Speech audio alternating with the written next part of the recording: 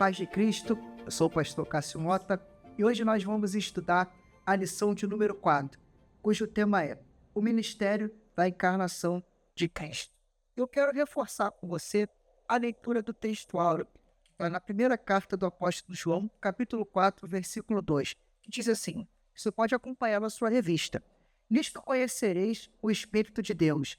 Todo espírito que confessa que Jesus Cristo veio em carne é de Deus. Nessa lição, nós temos o objetivo de estudar a doutrina da encarnação de Cristo. E é bem verdade que esse termo encarnação não é um termo que aparece nas Escrituras Sagradas.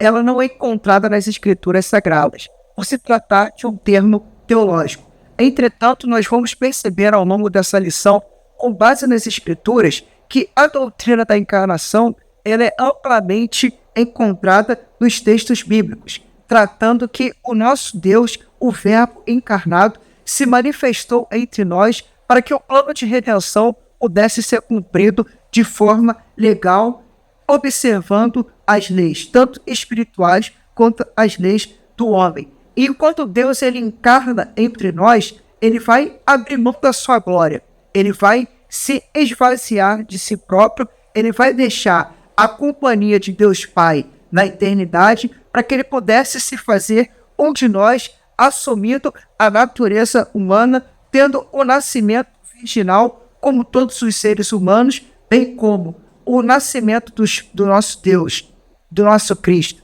Ele é gerado pelo Espírito Santo, porém, a entrada do nosso Salvador encarnado nesse mundo é a forma e é o ingresso natural, como é de todos os homens. Então, nós vamos perceber que, para que Cristo pudesse cumprir o seu propósito de redenção, era necessário que ele encarnasse, que ele habitasse entre nós, que ele vivesse como um homem que sentisse as nossas dores, pudesse experimentar as nossas fraquezas, pudesse compreender e entender na prática como é a característica de todos os seres humanos. E o nosso Cristo, ele encarnou e ele viveu entre nós. No tópico 2.1, nos vai dizer que o Verbo, ele se fez carne. Isso é uma das gloriosas mensagens para nós como cristãos, que é saber que o nosso Deus, ele veio a essa terra para cumprir o seu propósito de uma forma que ele pudesse entender e sofrer as mesmas coisas que todo ser humano ele sofre.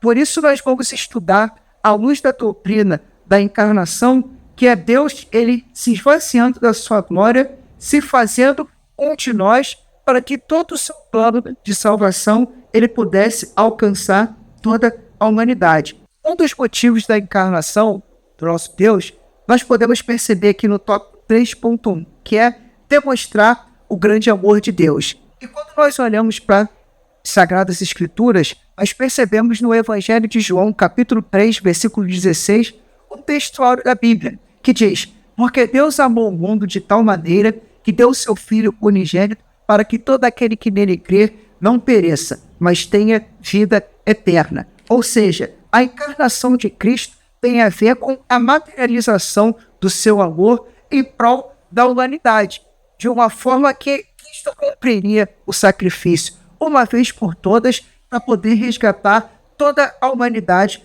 para si.